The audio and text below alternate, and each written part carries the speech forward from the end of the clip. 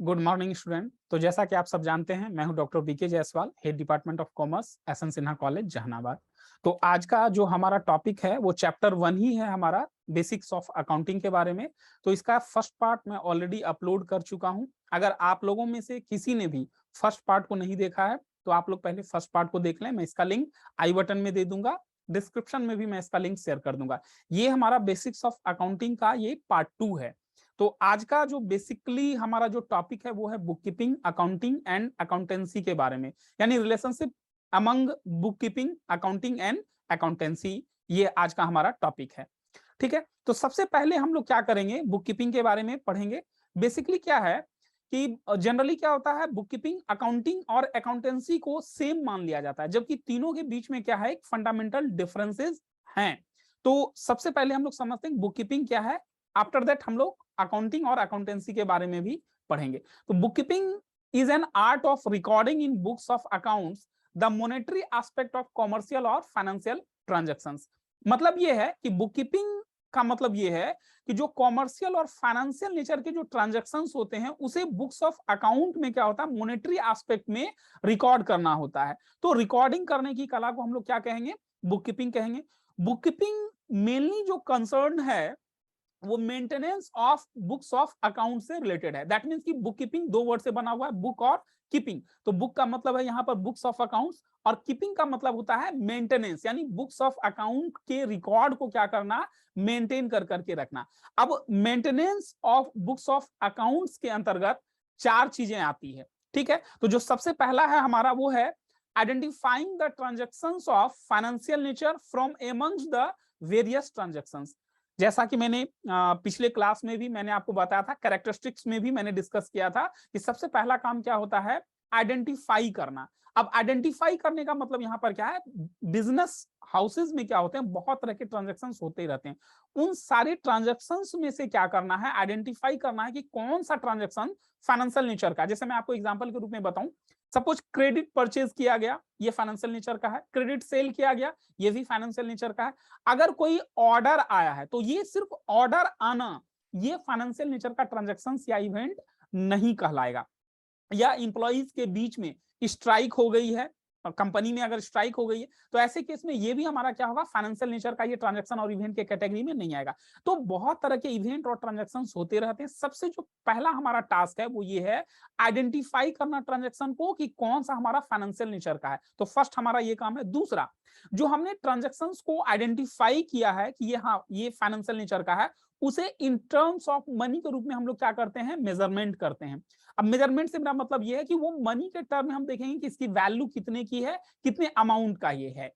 अब जब ट्रांजैक्शंस को आइडेंटिफाई कर लिया जाता है, फिर हम लोग क्या करते हैं, उसको बुक्स ऑफ ओरिजिनल एंट्री में रिकॉर्ड करते हैं। मैंने फर्स्ट क्लास में जैसे कि आपको बताया था, सबसे पहले अगर छोटा कोई बिजनेस हाउसेज है तो वहां पर क्या होता है, ट्रांजैक्शंस लिमिट होता है, क्वाइट स्मॉल होता है। तो वैसे केस में एक ही बुक में सारी ट्रांजैक्शंस को क्या होता है, रिकॉर्ड कर लिया जाता है, जिसको हम लोग बोलते हैं journal.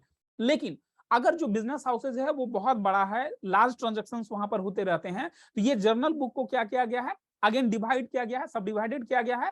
Books of original entry हम लोग इसको बोलते हैं। 8 पार्ट में मैंने आपको बताया हुआ था, cash book, purchase book, sales book, purchase return book, sales return book, bills receivable book and bills payable book, और लास्ट में मैंने आपको एक बताया था जर्नल प्रॉपर। तो हम लोग क्या करेंगे, जो तीसरा हमारा जो मेन वर्क आता है बुक कीपिंग के अंतर्गत, वो ये आता है कि जो आइडेंटिफाइड ट्रांजैक्शंस है उसको हम लोग क्या करेंगे, बुक्स ऑफ ओरिजिनल एंट्री में रिकॉर्ड करेंगे, यानी जर्नल बुक में हम लोग क्या करेंगे, रिकॉर्ड करेंगे। और चौथा जो हमारा काम आता है वो आता है लेजर में पोस्टिंग करना, क्लासिफाइंग करना। तो ये ऑलरेडी मैं क्लासिफाइंग को डिस्क्राइब कर चुका हूं आपको पिछले क्लास में। तो हम लोग क्या करेंगे, लेजर में इसकी पोस्टिंग करते हैं। अब जो बुक कीपिंग का जो फंक्शन है वो बेसिकली क्या है, रूटीन और क्लर्कियल नेचर का है। इसलिए इसे क्या है, जिसे अकाउंट्स की थोड़ी बहुत भी नॉलेज है वो ये बुक कीपिंग का काम कर सकता है। ज्यादातर आज के समय में क्या है कि ये सारे जो बेसिक जो काम है, प्राइमरी स्टेज के जो ये वर्क है, ये कंप्यूटर के जरिए क्या होते हैं, ये सारे काम कर लिए जाते हैं। नेक्स्ट जो हमारा है वो है अकाउंटिंग। तो अकाउंटिंग क्या है, accounting starts where book keeping ends. मतलब ये कि जहां पर बुक कीपिंग का काम खत्म होता है वहां से अकाउंटिंग का काम क्या होता है, स्टार्ट हो जाता है। तो अकाउंटिंग के अंतर्गत 2-3 तरह के एक्टिविटीज को इंक्लूड किया जाता है। सबसे पहला, यानी बुक कीपिंग में क्या हुआ, लेजर तक का काम बुक कीपिंग में कर लिया गया, और लेजर के बाद का जो काम है वो क्या होता है, अकाउंटिंग के अंतर्गत आता है। तो जो सबसे पहला एक्टिविटीज इसके अंतर्गत आता है वो है summarising the classified transactions in the form of profit and loss account and balance sheet. तो हम लोग क्या करते हैं, जो क्लासिफाइड डेटा, ये जो क्लासिफाइड बैलेंस हमें लेजर से मिलता है, उसके जरिए हम लोग क्या करते हैं, उसके हेल्प से क्या करते हैं, ट्रायल बैलेंस बनाते हैं। और ट्रायल बैलेंस बनाने के बाद हम लोग फिर क्या करते हैं, उसके हेल्प से प्रॉफिट एंड लॉस अकाउंट बनाते हैं और बैलेंस शीट बनाते हैं। जब प्रॉफिट एंड लॉस अकाउंट और बैलेंस शीट बन जाता है तो फिर हम लोग क्या करते हैं, उसको, वो जो रिजल्ट आता है उसको हम लोग क्या करते हैं, एनालाइज करते हैं, इंटरप्रेट करते हैं। जो भी समराइज्ड रिजल्ट है उसको हम लोग क्या करेंगे, एनालाइज करते हैं, इंटरप्रेट करते हैं। अगर दूसरे शब्दों में हम लोग कहें तो ये जो डेटा हमारे पास यानी प्रॉफिट एंड लॉस अकाउंट और जो बैलेंस शीट हमारे पास है, उससे हम लोग क्या करते हैं कि मीनिंगफुल इंफॉर्मेशन क्या करते हैं, ड्रॉ करते हैं, जिससे कि मैनेजमेंट को क्या होता है, हेल्प करता है। और जो तीसरी एक्टिविटीज है अकाउंटिंग के अंतर्गत वो है communicating the information to the interested parties. तो जो रिजल्ट आया है, जैसा कि मैंने पहले भी आपको बताया हुआ है कि जो रिजल्ट आता है उसको हम लोग क्या करते हैं, जो भी इंटरेस्टेड पार्टीज होते हैं उसको हम लोग क्या करते हैं, कम्युनिकेट करते हैं, जो भी इंफॉर्मेशन आया है। तो इस तरीके से अगर देखा जाए तो जो अकाउंटेंट का जो वर्क होता है वो बुक कीपर से थोड़ा सा क्या है, वो बड़ा होता है। दूसरे शब्दों में अगर हम लोग कहें तो एक्चुअल प्रैक्टिस में जो अकाउंटिंग का जो प्रोसेस है उसमें क्या होता है, बुक कीपिंग का भी काम क्या होता है, इंक्लूड हो जाता है। क्योंकि हम लोग बुक कीपिंग के रिकॉर्ड के हेल्प से ही क्या होता है, अकाउंटेंट क्या करता है, वो एक वर्क करता है, या जो स्टेटमेंट वगैरह उसे तैयार करना होता है पीरियोडिकली, जो फाइनेंशियल स्टेटमेंट या प्रॉफिट एंड लॉस अकाउंट या बैलेंस शीट जो बनाया जाता है वो बुक कीपिंग के रिकॉर्ड से ही बनाया जाता है। इसीलिए अकाउंटिंग में क्या होता है, बुक कीपिंग का भी फंक्शन क्या होता है, इंक्लूड हो जाता है। संक्षेप में अगर हम लोग कहें तो जो अकाउंटेंट है वो अकाउंटेंट वाले वर्क के साथ साथ क्या करता है, वो बुक कीपर का भी क्या करता है, काम करता है। तो ये तो बात हो गई अकाउंटिंग की। अब नेक्स्ट हम लोग बात करते हैं अकाउंटेंसी के बारे में। तो अकाउंटेंसी क्या है, accountancy refers to a systematic knowledge of accounting concerned with the principles and techniques which are applied in accounting। यानी अकाउंटेंसी क्या है कि जो अकाउंटिंग में जो भी प्रिंसिपल्स हैं या जो भी अकाउंटिंग के टेक्निक्स हैं जो यूज होते हैं, जो नॉलेज है अकाउंटिंग का, वही क्या है, वो अकाउंटेंसी है। तो अकाउंटिंग में क्या होता है, हम लोगों को पता है कि हम लोग क्या होता है, बुक्स ऑफ अकाउंट को तैयार करते हैं, समराइजिंग हम लोग तैयार करते हैं, इंफॉर्मेशन को कम्युनिकेट करते हैं। तो अकाउंटेंसी हमें ये बताता है कि how to prepare the books of account, books of account को किस तरीके से हम लोग तैयार करेंगे, how to summarise accounting information, accounting information को किस तरीके से हम लोग तैयार करेंगे, how to communicate to the interested parties. तो ये सारे काम क्या होते हैं, अकाउंटिंग के अकाउंटेंसी के अंतर्गत आते हैं। संक्षेप में अगर हम लोग कहें तो accountancy refers to the entire body of the theory and practice of accounting. यानी अकाउंटिंग की जो भी प्रैक्टिस है, अकाउंटिंग की जो भी थ्योरी है, वो सारा का सारा क्या होता है, अकाउंटेंसी के अंतर्गत आता है। इसीलिए मैंने आपको मैं आपको स्लाइड में दिखा रहा हूं, ये जो स्लाइड मैंने आपको शो किया था कि बुक कीपिंग का जो एरिया है वो स्मॉल एरिया है, उससे जो बड़ा एरिया है वो अकाउंटिंग का एरिया, और सबसे जो बड़ा एरिया है वो क्या है, अकाउंटेंसी का एरिया है। ठीक है, तो इसके बाद हम लोग डिफरेंसेस को समझते हैं। हमने चूंकि बुक कीपिंग को स्टडी कर लिया, अकाउंटिंग को स्टडी कर लिया, अकाउंटेंसी को स्टडी कर लिया, अब हम लोग क्या है, इन सबके बीच में डिफरेंसेस को समझेंगे। तो सबसे पहले हम लोग समझते हैं distinction between book keeping and accounting, यानी बुक कीपिंग और अकाउंटिंग के बीच में क्या क्या डिफरेंसेस है। तो तीन तरीके से मैंने किया हुआ, एक तीन कॉलम बना हुआ है, वो आप स्लाइड में देख पा रहे होंगे। डिफरेंस करने का हमारा बेसिस क्या है, और एक, ठीक है। तो सबसे पहले अगर हम लोग बात करें स्कोप की, तो अभी जस्ट मैंने आपको बुक कीपिंग में एक्सप्लेन किया था, बुक कीपिंग में चार चीजों को हम लोग क्या करते हैं, इंक्लूड करते हैं। तो जो सबसे पहला है हमारा वो क्या है, identifying the transactions of financial nature. जो भी फाइनेंशियल नेचर के ट्रांजैक्शंस है उसको क्या करते हैं, आइडेंटिफाई करते हैं बुक कीपिंग के अंतर्गत। उसके बाद आइडेंटिफाई करने के बाद जो आइडेंटिफाइड ट्रांजैक्शंस होते हैं उसे इन टर्म्स ऑफ मनी के रूप में हम लोग क्या करते हैं, मेजरमेंट करते हैं कि वो कितने वैल्यू का है। तीसरा जो हमारा वर्क होता है, ये जो ट्रांजैक्शंस है इसको हम लोग क्या करते हैं, रिकॉर्डिंग करते हैं। जर्नल में हम लोग करें या सब्सिडी बुक में करें, वहां पे हम लोग क्या करते हैं, रिकॉर्ड करते हैं। और जो सबसे लास्ट वाला जो हम लोग काम करते हैं, classifying them into ledger, ledger में हम लोग क्या करते हैं, पोस्टिंग करते हैं। तो ये बुक कीपिंग में ये चार चीजें मैंने आपको बुक कीपिंग को एक्सप्लेन करते समय भी मैंने आपको बताया था।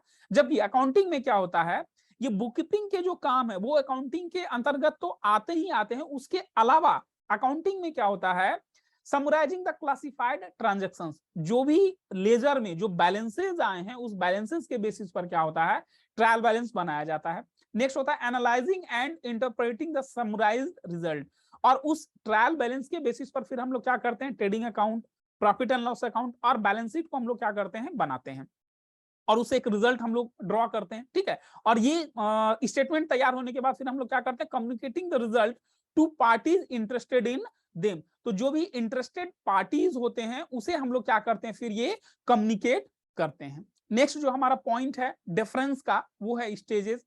बुक कीपिंग, चूंकि मैंने आपको बताया कि ये रूटीन वर्क और क्लरिकल नेचर का होता है, और स्टार्टिंग में हमें क्या करना होता है, आइडेंटिफाई करते हैं, रिकॉर्ड करते हैं, मेजरमेंट करते हैं, तो बुक कीपिंग क्या है, प्राइमरी स्टेज का वर्क कहलाता है, जबकि जो अकाउंटिंग का वर्क है वो क्या होता है, सेकेंडरी स्टेज का कहलाता है। क्योंकि accounting starts where book keeping ends, तो बुक कीपिंग का काम जब खत्म हो गया उसके बाद ही अकाउंटिंग का काम क्या होता है, स्टार्ट होता है, तो इसलिए अकाउंटिंग के काम को हम लोग क्या बोलते हैं, सेकेंडरी स्टेज का काम बोलते हैं।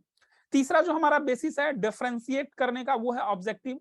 बुककीपिंग का जो मेन ऑब्जेक्टिव्स होता है वो होता है जो फाइनेंशियल नेचर के जो ट्रांजैक्शंस होते हैं उसके रिकॉर्ड को सिस्टमैटिक वे में मेंटेन कर करके रखना, जबकि अकाउंटिंग का जो मेन ऑब्जेक्टिव होता है वो होता है नेट रिजल्ट को जानना। नेट रिजल्ट से मेरा मतलब यहाँ पर या तो नेट प्रॉफिट होगा या नेट लॉस होगा, इस चीज को जानना, और फाइनेंशियल पोजीशन बिजनेस का क्या है इस चीज को जानना और कम्युनिकेट करना इंटरेस्टेड पार्टीज को।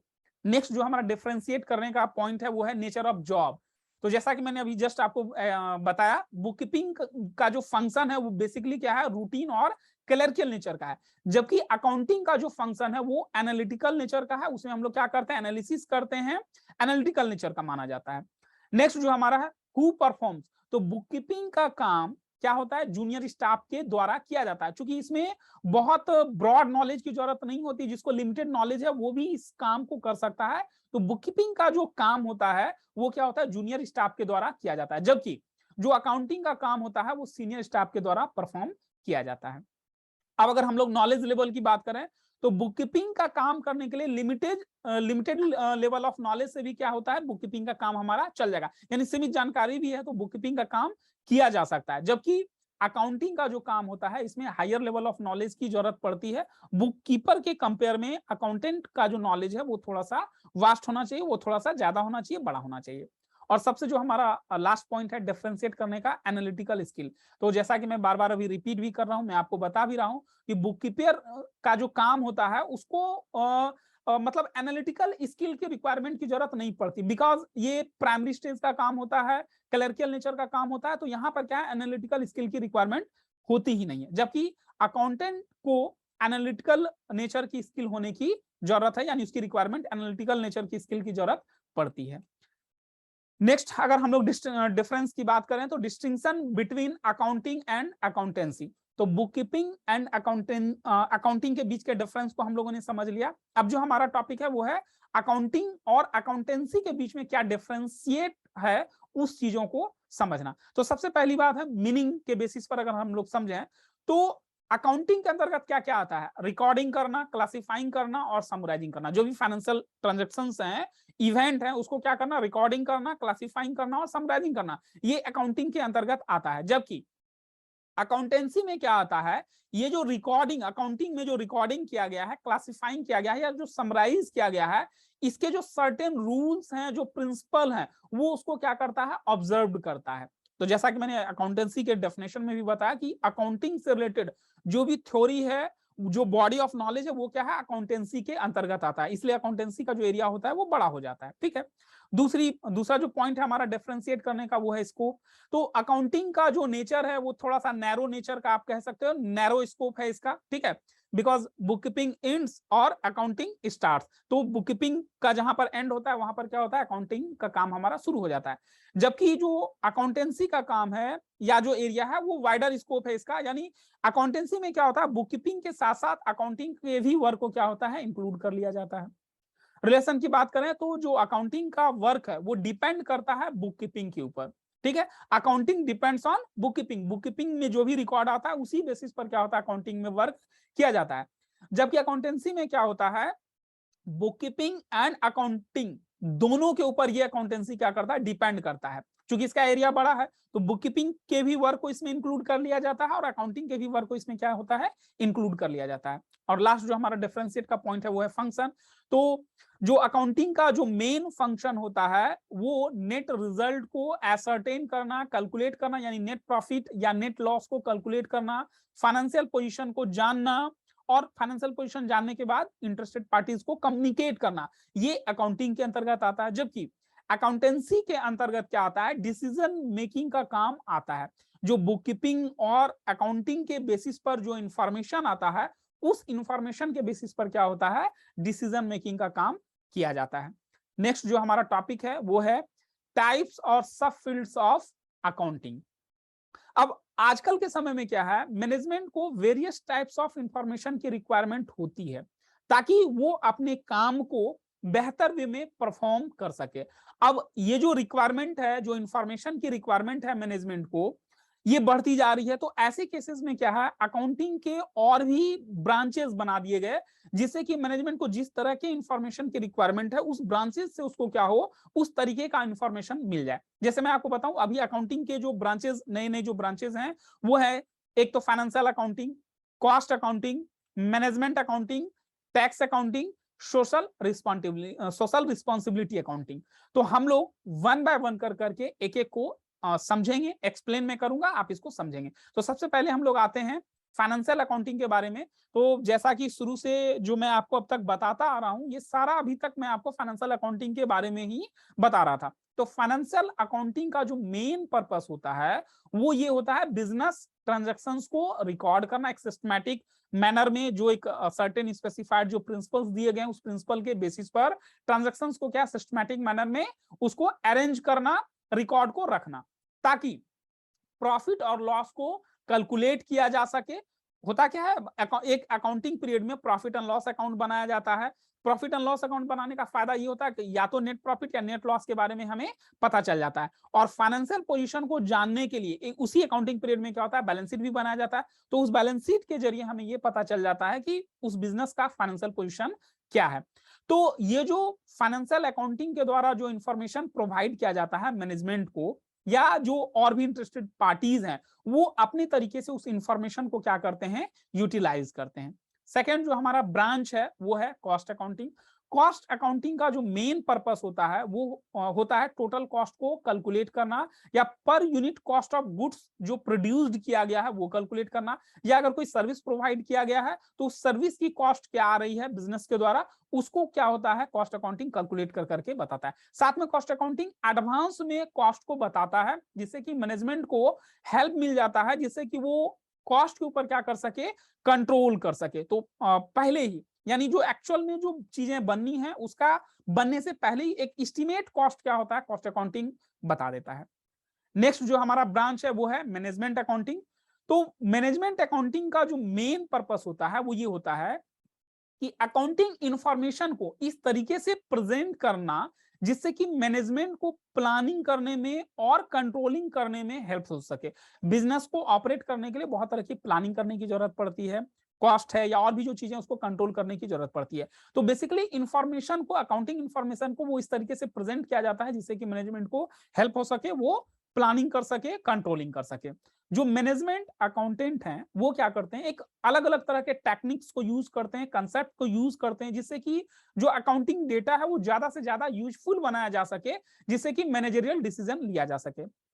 अब जैसे मैंने टेक्निक्स की बात की, तो वो जो टेक्निक्स है हम लोग आगे के क्लासेस में पढ़ेंगे। मैनेजमेंट अकाउंटिंग के अंतर्गत जो टेक्निक्स आता है, जैसे कि रेशियो एनालिसिस आता है, बजटरी कंट्रोल आता है, फंड फ्लो स्टेटमेंट आता है, कैश फ्लो स्टेटमेंट आता है। तो इन सारे स्टेटमेंट के जरिए मैनेजमेंट क्या करता है, अपने तरीके से उसको जो रिक्वायरमेंट होती है उस तरीके से वो क्या होता है, वो उसको यूटिलाइज करते हैं। और नेक्स्ट जो हमारा ब्रांच है वो है टैक्स अकाउंटिंग। टैक्स अकाउंटिंग में बेसिकली क्या होता है, ये टैक्स पर्पस के लिए ये टैक्स अकाउंटिंग को स्टडी किया जाता है। जैसे कि टैक्स की बात मैं करूं तो इनकम टैक्स है, जीएसटी है, ये सारी चीज कैलकुलेट किए जाते हैं। जो भी अकाउंटिंग इंफॉर्मेशन दिए जाते हैं उस इंफॉर्मेशन के बेसिस पर टैक्स का इंफॉर्मेशन वो टैक्स कैलकुलेट किया जाता है। और सबसे जो हमारा लास्ट ब्रांच है वो है सोशल रिस्पॉन्सिबिलिटी ऑफ अकाउंटिंग।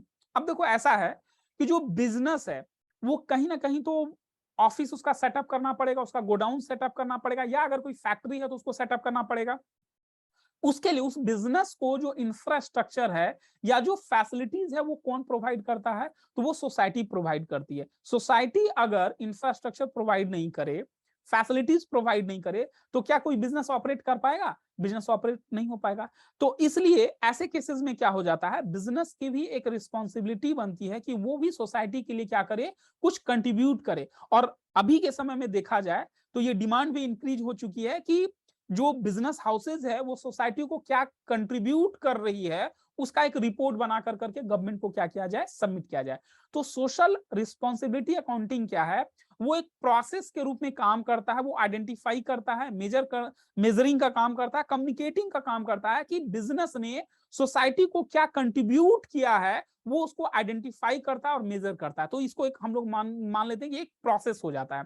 तो बिजनेस के द्वारा जो सोसाइटी को कंट्रीब्यूट किया जा सकता है या जो किया जाता है, जैसे अंडर प्रिविलेज्ड एरिया में क्या है, एम्प्लॉयमेंट का जनरेशन करना, फाइनेंशियल असिस्टेंट प्रोवाइड करना, अगर कोई पब्लिक प्रोग्राम है वहां पर मैन पावर का सपोर्ट देना, इन्वायरमेंटल कोई कंट्रीब्यूशन प्रोवाइड करना, product safety, product durability, consumer का सेटिस्फैक्शन, ये सारी चीजें क्या होता है, सोशल रिस्पॉन्सिबिलिटी अकाउंटिंग के अंतर्गत आता है।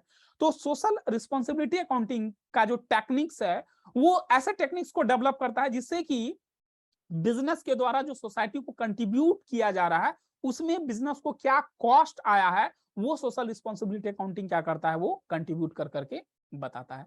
तो ये ब्रांचेस ऑफ अकाउंटिंग है। नेक्स्ट अगर हम लोग बात करें तो ये है हमारा accounting as a source of information. तो अकाउंटिंग क्या है, सोर्स ऑफ इंफॉर्मेशन की तरह काम करता है। पहले के क्लास में भी मैंने आपको मीनिंग ऑफ अकाउंटिंग में मैंने आपको बताया था कि अकाउंटिंग क्या होता है, वो लैंग्वेज ऑफ बिजनेस माना जाता है। अकाउंटिंग क्या है, एक लैंग्वेज ऑफ बिजनेस माना जाता है। तो ये जो लैंग्वेज ऑफ बिजनेस है इसका मेन एम क्या होता है, ये एक मीन्स ऑफ कम्युनिकेशन है। यानी जो अकाउंटिंग है वो कम्युनिकेट करता है रिजल्ट को, जो बिजनेस एक्टिविटीज की गई उसके जो रिजल्ट्स आए हैं वो क्या करता है, कम्युनिकेट करता है। अब ये कम्युनिकेशन किसको करता है, तो मैनेजमेंट को करता है, ओनर्स जो बिजनेस ओनर्स हैं ये बिजनेस ओनर्स को कम्युनिकेट करता है, इन्वेस्टर्स को करता है, क्रेडिटर्स को करता है, लेंडर्स को करता है, और जो गवर्नमेंट ऑथोरिटीज है, गवर्नमेंट है, उन सबको क्या करता है, ये कम्युनिकेट करता है। तो accounting as an information system क्या होता है, वो एक प्रोसेस के रूप में क्या करता है, आइडेंटिफाई करता है, मेजरिंग करता है, रिकॉर्डिंग करता है, समराइजिंग का काम करता है और कम्युनिकेट करता है इंफॉर्मेशन। जो भी इंटरेस्टेड यूजर्स होते हैं इस इंफॉर्मेशन के, उनको क्या करता है, ये कम्युनिकेट करता है। अब डिफरेंट डिफरेंट ग्रुप्स हो सकते हैं, डिफरेंट ग्रुप्स ऑफ पर्सन हो सकते हैं जिनका कि उस बिजनेस ऑर्गेनाइजेशन में इंटरेस्ट होगा। तो वैसे लोगों को क्या करता है अकाउंटिंग, वो यूजफुल इंफॉर्मेशन प्रोवाइड करता है। ठीक है, नेक्स्ट जो हमारा है टॉपिक वो है यूजर्स ऑफ अकाउंटिंग इंफॉर्मेशन। अब कौन कौन से ऐसे पार्टीज है जो अकाउंटिंग इंफॉर्मेशन के लिए इंटरेस्टेड होते हैं। तो वैसे अगर देखा जाए तो जो अकाउंटिंग इंफॉर्मेशन है ये वेरियस टाइप्स के ग्रुप्स हैं जिनके द्वारा ये अकाउंटिंग इंफॉर्मेशन को यूज किया जाता है। ठीक है, जो भी बिजनेस इंटरप्राइजेस से जुड़े हुए लोग हैं वो अकाउंटिंग इंफॉर्मेशन को क्या करते हैं, यूज करते हैं। तो अब इस तरह की चीजों को सेटिस्फाई करने के लिए, यानी उस इंफॉर्मेशन को जो लोग यूज करते हैं उसको दो कैटेगरी में बांट दिया गया है। एक तो है इंटरनल यूजर और दूसरा जो है हमारा वो है एक्सटर्नल यूजर। तो इंटरनल यूजर कौन होते हैं, इंटरनल यूजर वैसे पर्सन होते हैं या वैसे लोग होते हैं जिनका कि डायरेक्ट इंटरेस्ट बिजनेस इंटरप्राइजेस से जुड़ा हुआ होता है। जैसे कि ओनर्स हो गए, मैनेजमेंट के लोग हो गए, इंप्लॉइज हो गए, ये लोग क्या होते हैं, इंटरनल यूजर के कैटेगरी में आते हैं, बिकॉज इनका जो इंटरेस्ट है वो डायरेक्टली क्या होता है, जुड़ा हुआ होता है। तो वन बाय वन कर करके मैं इसको भी एक्सप्लेन कर रहा हूं कि ओनर्स कौन होते हैं, मैनेजमेंट के लोग कौन होते हैं, इंप्लॉइज कौन होते हैं। तो ओनर्स हम लोग वैसे लोगों को ओनर्स कहेंगे जिन्होंने की इन्वेस्टमेंट किया हुआ है, जिन्होंने की अपने बिजनेस में कैपिटल लगाया हुआ है। तो जाहिर सी बात है वो प्रॉफिटेबिलिटी के बारे में जानना चाहेंगे कि हमारा बिजनेस प्रॉफिट में जा रहा है या नहीं जा रहा है। फाइनेंशियल साउंडनेस के बारे में वो जानना चाहेंगे कि फाइनेंशियल पोजीशन हमारे बिजनेस का क्या है। साथ ही वो ये भी जानना चाहेंगे कि प्रॉफिट हमारा ईयर टू ईयर इंक्रीज हो रहा है या डिक्रीज हो रहा है। अगर इंक्रीज हो रहा है तो उसके रीजंस क्या है, डिक्रीज हो रहा है तो उसके रीजंस क्या है। ठीक है, फिक्स्ड एसेट की वैल्यू क्या है, floating asset of the business हमारा क्या है। तो इस तरह के इंफॉर्मेशन की रिक्वायरमेंट होती है ओनर्स को, और ये इंफॉर्मेशन अकाउंटिंग के द्वारा क्या होता है, प्रोवाइड किया जाता है। जो नेक्स्ट हमारा पॉइंट है वो है मैनेजमेंट का। तो मैनेजमेंट, जैसा कि बार बार हम लोग अभी डिस्कस करते आ रहे हैं, मैनेजमेंट को अकाउंटिंग इंफॉर्मेशन की जरूरत होती है। अब ये जरूरत इसलिए होती है ताकि वो अपना जो बिजनेस है वो स्मूथ तरीके से कर सके, इफिशिएंट वे में काम कर सके।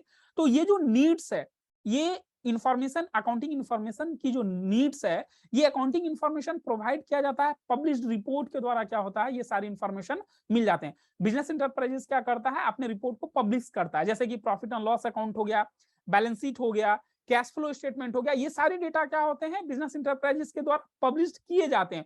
और ये पब्लिश्ड डेटा क्या होता है, मैनेजमेंट इसको यूज करता है। हालांकि मैनेजमेंट को इसके अलावे भी रिक्वायरमेंट होती है, जैसे जो अनपब्लिश्ड इंटरनल रिपोर्ट भी होते हैं जिसकी उन्हें रिक्वायरमेंट होती है।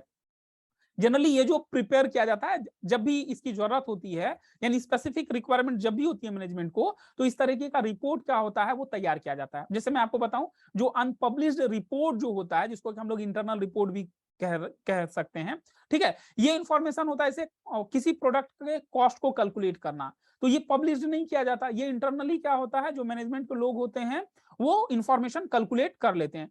फिर है जैसे increase in the cost of production, profitability of each product, reasons for increase or decrease in sales, sale increase हो रहा है या decrease हो रहा है, profit increase हो रहा है या decrease हो रहा है, फ्यूचर में हमारा क्या सेल्स होगा, फ्यूचर में हमारा क्या प्रॉफिट होगा। तो ये जो है, ये एक इंटरनल रिपोर्ट है जो मैनेजमेंट के द्वारा क्या होता है, तैयार करवाया जाता है, और अपने रिक्वायरमेंट के हिसाब से क्या करती है मैनेजमेंट, उस रिपोर्ट को तैयार करवाती है। मैनेजमेंट का डायरेक्ट एक्सेस होता है इस अनपब्लिश्ड, जिसको कि हम लोग कॉन्फिडेंशियल भी कह सकते हैं कि कॉन्फिडेंशियल रिपोर्ट होता है, ठीक है ना, जिसमें कि वैल्यूएबल इंफॉर्मेशन होता है। और ये इंफॉर्मेशन जो इंटरनल, जिसको कि हम लोग अनपब्लिश्ड बोल रहे हैं, कॉन्फिडेंशियल बोल रहे हैं, ये एक्सटर्नल यूजर के लिए ये इंफॉर्मेशन नहीं होता है। नेक्स्ट जो हमारे इंटरनल यूजर्स हैं वो है इंप्लॉइज। अब इंप्लॉई का इंटरेस्ट ये होता है, इंप्लॉई ये जानना चाहते हैं प्रॉफिट के बारे में, कि बिजनेस की प्रॉफिट इंक्रीज हो रही है या नहीं हो रही है। अब वो इसलिए ये जानना चाहते हैं, अगर प्रॉफिट ज्यादा हो रही होगी तो जाहिर सी बात है जो इंप्लॉई होंगे उन्हें हायर वेजेस का पेमेंट होगा, उन्हें बोनस का पेमेंट होगा। और अगर लॉस में होगा तो क्या होगा, बोनस का पेमेंट हो सकता है ना हो, वेज हो सकता है उसका इंक्रीज ना हो। तो इसलिए इंप्लॉई का भी उससे क्या होता है, इंटरेस्ट जुड़ा हुआ होता है। साथ में वो फाइनेंशियल स्टेटमेंट को भी जानना चाहते हैं, अकाउंटिंग जो इंफॉर्मेशन होता है वो भी ये जानना चाहते हैं, जिससे कि उन्हें एक प्रोविडेंट फंड के बारे में जानकारी मिल सके कि उनका जो प्रोविडेंट फंड है वो रेगुलरली डिपॉजिट हो रहा है या नहीं हो रहा है। तो इस तरीके से ये हमारे इंटरनल यूजर के कैटेगरी में आते हैं। और अब हम लोग बात करते हैं एक्सटर्नल यूजर्स के बारे में। तो एक्सटर्नल यूजर कौन होते हैं, वैसे इंडिविजुअल्स या ऑर्गेनाइजर जो कि वर्तमान में या फ्यूचर का इंटरेस्ट क्या है वो बिजनेस इंटरप्राइजेस से जुड़ा हुआ, जो कि मैनेजमेंट का पार्ट नहीं है, ठीक है, लेकिन उनका इंटरेस्ट जो है वो जुड़ा हुआ है। तो वैसे लोगों को हम लोग क्या बोलते हैं, external user of accounting information कहते हैं। अब उनका जो एक्सेस है वो इंटरनल या अनपब्लिश्ड रिपोर्ट में नहीं होता। जैसा कि मैंने अभी इंटरनल यूजर के केस में मैंने आपको बताया कि इंटरनल के केस में क्या होता है कि मैनेजमेंट अपनी स्पेसिफिक रिक्वायरमेंट के हिसाब से रिपोर्ट क्या होता है, तैयार करवा लेती है। तो वो जो सारे रिपोर्ट्स होते हैं जिसको हम लोग इंटरनल या कॉन्फिडेंशियल रिपोर्ट कहते हैं या अनपब्लिश्ड रिपोर्ट होते हैं, उनमें क्या होता है, उसका एक्सेस एक्सटर्नल यूजर नहीं कर सकते हैं, ठीक है। एक्सटर्नल यूजर जो एक्सेस करते हैं, जो पब्लिश्ड डेटा होता है उसे ही वो लोग क्या करते हैं, एक्सेस कर सकते हैं। जैसे कि प्रॉफिट एंड लॉस अकाउंट हो गया, बैलेंस शीट हो गया, कैश फ्लो स्टेटमेंट हो गया। तो ये सारे स्टेटमेंट एक्सटर्नल यूजर क्या करते हैं, अपने अपने हिसाब से क्या करते हैं, उसको यूज करते हैं। एक्सटर्नल यूजर जैसे कि इन्वेस्टर्स हो गए, क्रेडिटर्स हो गए, लेंडर्स हो गए, गवर्नमेंट ईटीसी, ये सारे क्या होते हैं, एक्सटर्नल यूजर के कैटेगरी में आते हैं। तो अब अगर हम लोग बात करें एक्सटर्नल यूजर की, तो एक्सटर्नल यूजर में और भी है, मैं आपको कुछ और एक्सप्लेन कर देता हूं। Some of the external users and their needs for information, ठीक है। तो मैं आपको बता रहा हूं कि एक्सटर्नल यूजर में और कौन कौन से कैटेगरीज आते हैं। जैसे पोटेंशियल इन्वेस्टर्स है। अब पोटेंशियल इन्वेस्टर हम लोग किसे कहेंगे, जैसे एग्जांपल के रूप में वैसा इन्वेस्टर जो कि बिजनेस इंटरप्राइजेस में अभी क्या करना चाहता है, वो इन्वेस्टमेंट करना चाहता है। तो जाहिर सी बात है जो पर्सन इन्वेस्टमेंट करना चाहेगा वो इंफॉर्मेशन कलेक्ट करेगा, वो जज करेगा कि जहां पर हम लोग इन्वेस्टमेंट करने जा रहे हैं वो उनका जो इन्वेस्टमेंट है वो रिवार्डिंग होगा या नहीं होगा, वो उनका जो इन्वेस्टमेंट है वो सेफ होगा या नहीं होगा। तो ऐसे इन्वेस्टर्स को हम लोग कहते हैं पोटेंशियल इन्वेस्टर, जो कि वो इंफॉर्मेशन को यूज करते हैं। दूसरा है हमारा शॉर्ट टर्म क्रेडिटर्स। अब शॉर्ट टर्म क्रेडिटर्स के कैटेगरी में कौन आएंगे? वैसे लोग जो सप्लायर्स हैं, गुड्स के जो सप्लायर हैं या जो सर्विसेज क्रेडिट पे उधार पे क्या कर रहे हैं, वो सर्विसेज अपनी प्रोवाइड कर दे रहे हैं।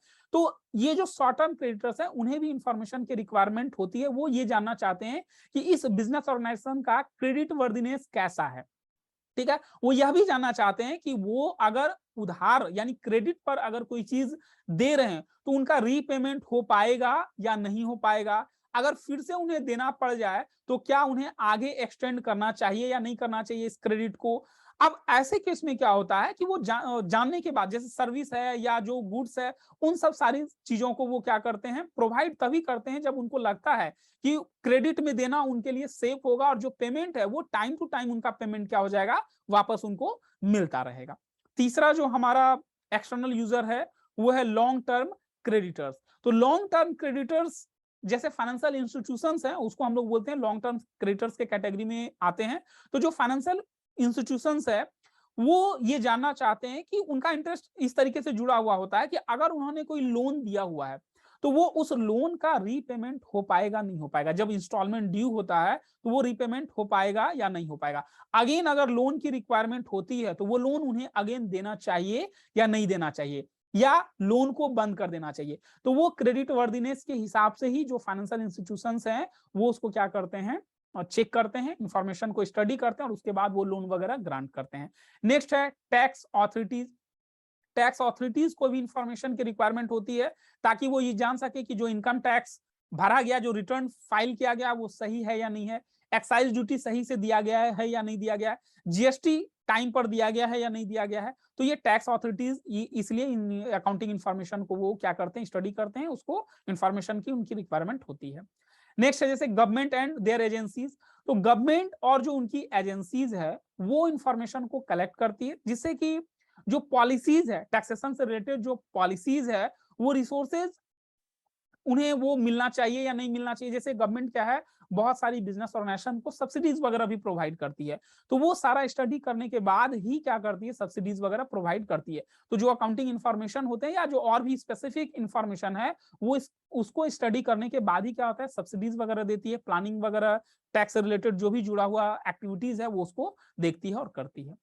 नेक्स्ट जो हमारा एक्सटर्नल यूजर है वो है सोशल रिस्पॉन्सिबिलिटी ग्रुप। तो जैसा कि अभी जस्ट मैंने आपको बताया कि सोशल रिस्पॉन्सिबिलिटी अकाउंटिंग में क्या होता है, तो जो सोशल रिस्पॉन्सिबिलिटी ग्रुप है उनको इंफॉर्मेशन की रिक्वायरमेंट इसलिए होती है कि वो इन्वायरमेंट से रिलेटेड जुड़ा हुआ कोई काम किया जा रहा है या नहीं किया जा रहा है, इन्वायरमेंट के प्रोटेक्शन से जुड़ा हुआ कोई काम बिजनेस इंटरप्राइजेस के द्वारा किया जा रहा है या नहीं किया जा रहा है। तो इस तरह के इंफॉर्मेशन को वो स्टडी करते हैं जो सोशल रिस्पॉन्सिबिलिटी ग्रुप होते हैं। नेक्स्ट जो एक्सटर्नल यूजर है हमारा वो है पब्लिक।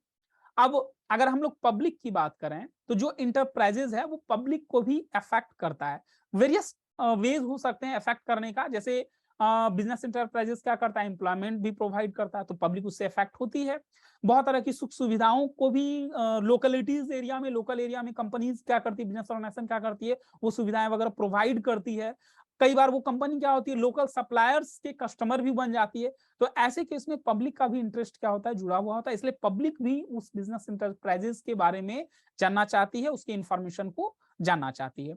और लास्ट जो हमारा एक्सटर्नल यूजर है वो है कंपटीटर्स। तो कंपटीटर्स इसलिए उस इंफॉर्मेशन को जानना चाहता है, स्टडी करना चाहता है, ताकि उसे ये पता चल सके कि सामने वाले का स्ट्रेंथ क्या है, उसका वीकनेस क्या है, उसके अकॉर्डिंग वो अपनी पॉलिसीज को तैयार कर सके। तो एज एन इंफॉर्मेशन सिस्टम जो अकाउंटिंग प्रोसेस है वो इंफॉर्मेशन क्या करता है, प्रोवाइड करता है। जितने भी यूजर्स होते हैं सारे यूजर को, चाहे वो इनसाइडर हो या आउटसाइडर हो बिजनेस इंटरप्राइजेस के, सबको वो क्या करता है, इंफॉर्मेशन प्रोवाइड करता है। और ये इंफॉर्मेशन हेल्प्स करता है यूजर को बहुत तरह के जो डिसीजंस लेने होते हैं उस इंफॉर्मेशन के बेसिस पर यूजर्स क्या करते हैं, वो डिसीजन मेकिंग का काम करते हैं। और ये इंफॉर्मेशन फिर क्या होता है, कम्युनिकेट जो किया जाता है वो अलग अलग तरीके से, जैसे कि फाइनेंशियल स्टेटमेंट के जरिए क्या होता है, कम्युनिकेट किया जाता है। फाइनेंशियल स्टेटमेंट कई बार मैं आपको बता चुका हूं, जैसे प्रॉफिट एंड लॉस अकाउंट है, बैलेंस शीट है, फंड फ्लो स्टेटमेंट है, कैश फ्लो स्टेटमेंट है। तो इसके जरिए क्या होता है, जो अकाउंटिंग इंफॉर्मेशन है वो कम्युनिकेट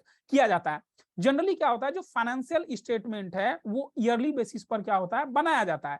हालांकि अगर देखा जाए तो जो डिपेंड करता है, ये जो ईयरली बेसिस मैंने आपको बताया, ये जो फाइनेंशियल स्टेटमेंट है ये डिपेंड करता है यूजर के नीड्स के ऊपर। अगर यूजर को रिक्वायरमेंट होती है भाई क्वार्टरली चाहिए या हाफ ईयरली चाहिए, तो वैसे बेसिस पर भी क्या होता है, फाइनेंशियल स्टेटमेंट तैयार किया जा सकता है या किया जाता है। ठीक है, जैसे एग्जांपल के रूप में मैं आपको बताऊं, जो सेल्स मैनेजर है उसकी जो रिक्वायरमेंट होगी वो मंथली बेसिस पर इवन हो सकता है वो वीकली इंफॉर्मेशन जानना चाहेंगे सेल्स के बारे में, जबकि जो इन्वेस्टर है, क्रेडिटर्स है, उनको वीकली और मंथली बेसिस से कोई मतलब नहीं है। जो एनुअल बेसिस पर जो फाइनेंशियल स्टेटमेंट आते हैं उनसे ही उनका काम क्या होता है, चल जाता है। तो ये जो इंफॉर्मेशन है इसको और अच्छे तरीके से समझने के लिए, एक मीनिंगफुल कह लो ड्रॉ करने के लिए क्या होता है, जो फाइनेंशियल स्टेटमेंट होते हैं उसको इस तरीके से प्रेजेंट किया जाता है जिससे कि वो मैनेजमेंट के लिए हेल्पफुल हो सके, जैसे कि रेशियो के रूप में, परसेंटेज के रूप में, ग्राफ के रूप में, चार्ट के रूप में क्या होता है, ये प्रेजेंट किया जाता है। तो ये पार्ट 2 हमारा था। अभी एक पार्ट और आएगा जो चैप्टर 1 है हमारा, इसका एक पार्ट अभी और आएगा, 2 पार्ट कंप्लीट हो चुके हैं, और जब तीसरा पार्ट आ जाएगा तो आपका ये चैप्टर 1 क्या हो जाएगा, कंप्लीट हो जाएगा। तो अब तक की जो पढ़ाई हो चुकी है, अब तक में आप क्या है, what is accounting, characteristics of accounting, features of accounting, objectives of accounting, functions of accounting, इन सारे क्वेश्चंस के जवाब आप इजिली इस वीडियो को देखकर दे सकते हैं। तो अगर आपको ये वीडियो अच्छा लगता है, आपको ये वीडियो समझ में आता है, तो आप इस वीडियो को लाइक करें, शेयर करें, सब्सक्राइब करें। अगर आपको वीडियो देखने के बाद मन में कुछ क्वेश्चंस अराइज होता है तो आप कमेंट सेक्शन में अपने क्वेश्चन को डाल सकते हैं। कमेंट सेक्शन में आप बता सकते हैं कि आपको इसके अलावा और क्या रिक्वायरमेंट है या आप और क्या जानना चाहते हैं। उसके अकॉर्डिंग मैं आपको ये वीडियो बना करके यूट्यूब पे मैं अपलोड कर दूंगा। Thank you very much.